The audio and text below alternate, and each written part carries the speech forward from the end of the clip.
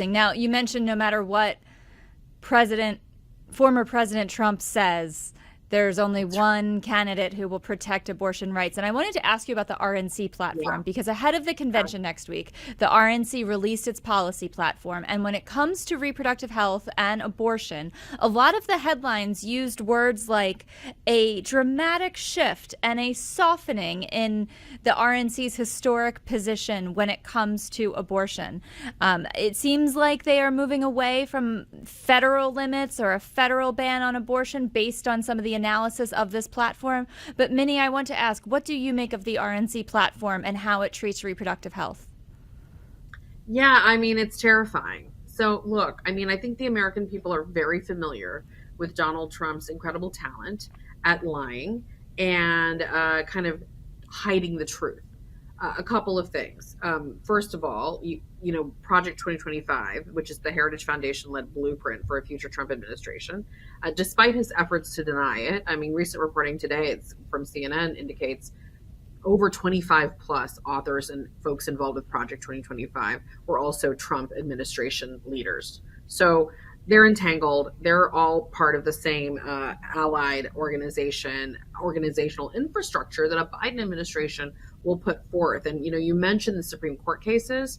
You know, what's really terrifying about the medication abortion and the emergency abortion care cases is the court didn't actually settle the law. They just punted the cases down the road. And then you look at Project 2025, and right there in plain writing is plans for a Trump admin to rescind those actions. So those were executive actions by Joe Biden and Kamala Harris.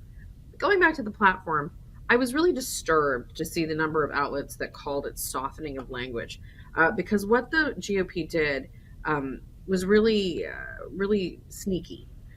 They did not do their laundry list of bills that they've supported in the past. And they made a big show of having a public fight with some of the most extreme abortion activists in their party. But what they did do was put language that very clearly indicated that they support states invoking the 14th Amendment and applying it to embryos and fetuses. What that does is it basically creates a pathway for legislation that enshrines personhood for embryos. That is the basis for some of the most challenging, scary attacks on abortion, but also contraception and also IVF. You know, the big Alabama case that everybody got really worked up about on IVF, that was based on personhood theology, personhood ideology. So that's the root of that movement. And at least a dozen or so anti-abortion leaders praised it openly. They weren't hiding it, that was actually a big deal for them. Because you think about this court and you think about states enacting rules like that, and you can say, leave it to the states, leave it to the states. States enact legislation like this, it goes to this court. And now we have a federal personhood decision from this Supreme Court. And that would just be endgame for contraception, IVF, and so many other reproductive technologies. And listen, that's always been what that movement has advocated for. And we can see it in the light of day. So I'm excited that so many people caught it, disappointed in the narrative in the press, but it's our job as advocates to educate folks about this. Now, we're talking both about the RNC platform and Project 2025, and this might feel like a really basic question, but for folks who are seeing headlines about both of these things, what is the difference between Project 2025 and the RNC platform? Yeah, I mean, the difference is that the RNC platform is the, quote, official on the record policy that the party has adopted. But really, in a year where you have a incumbent, and for all intents and purposes, Donald Trump is functioning as an incumbent in this situation, it is the president's message. And Donald Trump, I think, is smart to make the message seem more moderate and palatable. But what Project 2025 is actually a lot more powerful.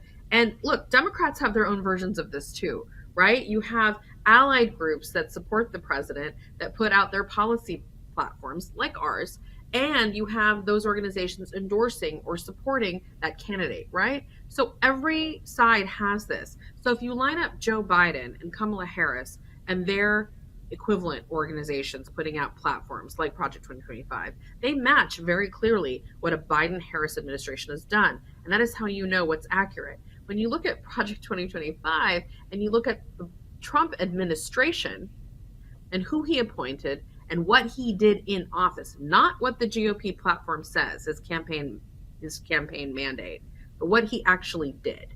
And that is our message. Look at what Donald Trump did, not what he's saying through the GOP platform now, but what the folks who ran his admin did. They overturned Roe, and it was in that blueprint. So believe it when they say they're going to do it again.